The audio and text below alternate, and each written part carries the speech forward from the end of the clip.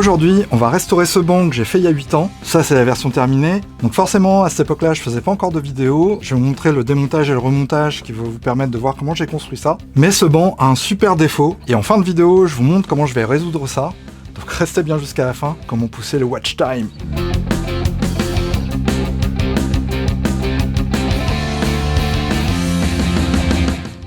Et je vais en profiter pour vous parler de divers projets de la chaîne. Ça devrait être assez sympa, mais ça sera pas à la fin, ça sera disséminé à travers la vidéo, donc vous allez être obligé de la regarder en entier, désolé. Comment pousser le watch time.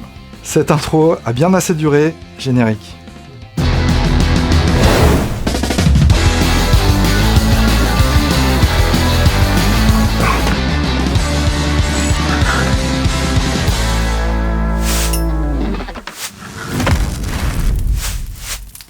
Salut tout le monde, j'espère que vous allez bien, je vous souhaite la bienvenue sur Customizer. Si vous arrivez ici par hasard, je vous souhaite la bienvenue, et si vous me connaissez déjà, eh ben merci de me suivre, c'est vraiment hyper cool. Vous aurez peut-être remarqué quelques petits changements dans le décor, c'est minime hein.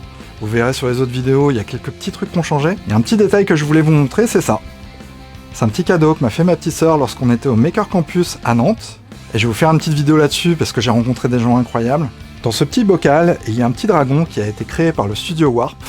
Je vous mets le lien en description, vous allez voir, c'est un truc de fou. Il fait des monstres et des personnages en 3D qui sont incroyables. Et en parlant de ma petite sœur, il y a quelques temps, elle a acheté une maison, elle a fait des travaux, et forcément j'ai été lui filer un coup de main. Donc j'ai une petite vidéo en préparation où je vais vous montrer 2-3 trucs que j'ai fait là-bas. Vous l'avez sûrement deviné, le skateboard c'est quelque chose qui a une place importante pour moi.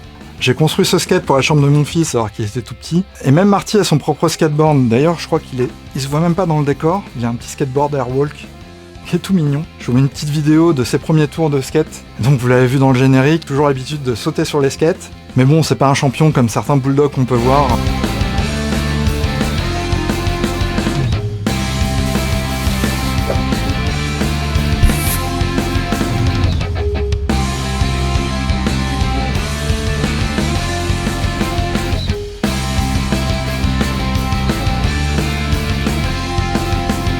Allez, on passe au démontage et je vous fais ça en timelapse. Sur cette première version, le grip est d'origine et j'ai laissé les vis apparentes, ce qui n'est pas très esthétique.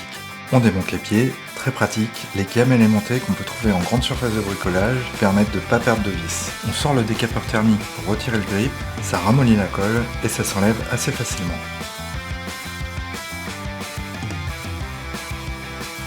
Et on découvre au passage la puce RFID des produits Decathlon qui servent pour le passage en caisse et comme anti-vol. On démonte les roues que j'avais percées avec un gros fourret à bois du diamètre du tube de 16 mm. J'avais percé ensuite le tube dans l'axe de la roue pour passer le truck et j'ai trouvé des rondelles pile à la taille des roulements pour les remplacer. Un coup de papier de verre sur les pieds en acier pour retirer la rouille de surface.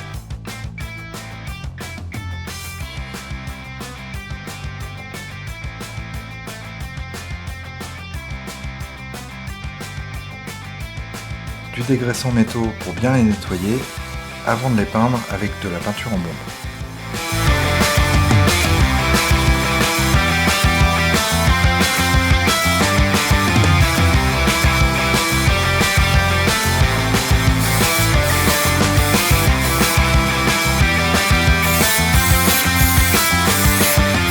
Je fais du skate depuis que j'ai l'âge de 15 ans et c'est un truc qui m'a pas lâché. J'en ai dans le décor, j'en ai sur mon t-shirt, j'en ai en tatouage. Je skate toujours même si je me suis un peu calmé avec l'âge. Et tant que je vais vous montrer quelques projets autour du skate et notamment, donc je vais vous parler de Spotways, je vais vous présenter son projet mais ça fera l'objet d'une autre vidéo. Donc il m'a filé quelques petites boards de récupération et j'ai quelques projets à vous montrer à partir de ça. Donc surtout ne jetez pas votre skateboard, ça se recycle. N'hésitez pas à me suivre parce que c'est vraiment hyper cool. On prépare le remontage.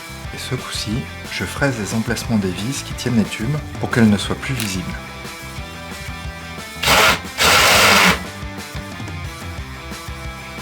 Dans les tubes, j'avais mis une gaine PVC électrique et une cheville en nylon, ce qui permet de visser le tube à la borde. Je replace les roues sur les tubes à l'aide d'un maillet et d'une clé à œil.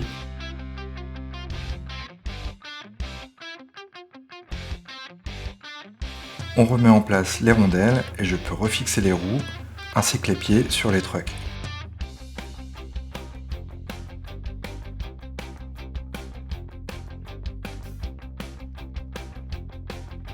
On fixe ensuite les trucks sur la board et la vis qui vient verrouiller le pied. Et on finit par la pose du grip.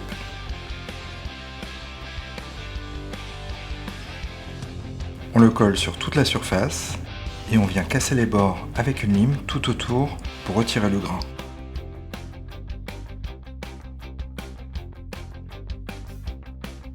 On coupe ensuite le surplus avec un cutter. Un dernier coup de lime tout autour pour la finition. Et voilà, une board sans vis apparente.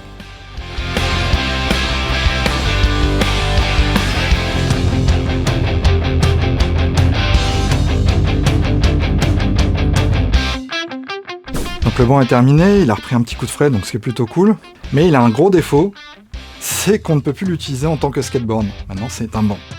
Et l'idée, c'est de pouvoir garder le skate utilisable, et donc de faire des pieds qui sont amovibles de chaque côté. Voici deux idées du projet, une en tube et une avec une structure un peu plus complexe. Alors la première idée était de faire des tubes, un tube pour les pieds et un autre tube qui vient faire le levier ici. Ce que je trouvais intéressant sur cette idée, c'est qu'on peut garder la souplesse du skate et des trucks. Il y aura peut-être moins d'équilibre, mais c'est à tester. La deuxième idée privilégie plutôt la stabilité. L'avantage, c'est que ça vient enserrer le bois, et donc c'est vraiment solide, avec une vis pour serrer. Mais je trouve ça un peu dommage de perdre la souplesse du skateboard, donc à voir, à tester. Si la première idée ne fonctionne pas, on partira sur la deuxième. Pour réaliser ce projet, on va aller dans un endroit un peu particulier, chez un copain qui s'appelle Cédric, qui a un atelier de customisation de moto, et qui m'a proposé de me filer un coup de main pour pouvoir cintrer les tubes et les souder. Et dans son atelier, il y a quelques petites choses en préparation qui sont assez cool et que je vous montrerai dans prochaines vidéos. Et pour ne surtout pas rater ces projets-là, activez la cloche et abonnez-vous.